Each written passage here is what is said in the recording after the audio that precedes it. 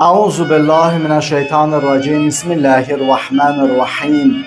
Ve bihi nesta'in ve huve hayrun nasirin ve mu'in. Allah'ın salamı olsun Peygamber ve onun pak ehli beytine.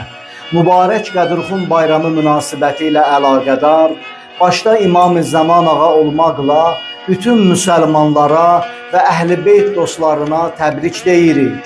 Mübarək Qədirxan bayramı İslam dünyasının en büyük bayramlarından ve en mühüm hadisələrindən biri kimi qeyd olunur.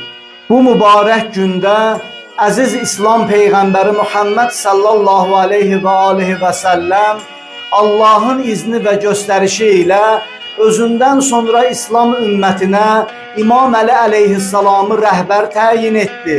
Həzrəti Peyğəmbər Qədirxan çölündə minlərlə müsəlmanın huzurunda dayanaraq buyurdu: "Mən kuntum mövla, fəhazə Əliyyün mövla."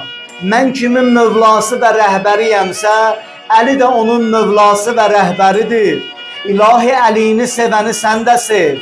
Onunla düşmənçilik edənlə sən də düşmən ol. Və buyurdu, Əlinin vilayəti Allahın vilayətidir.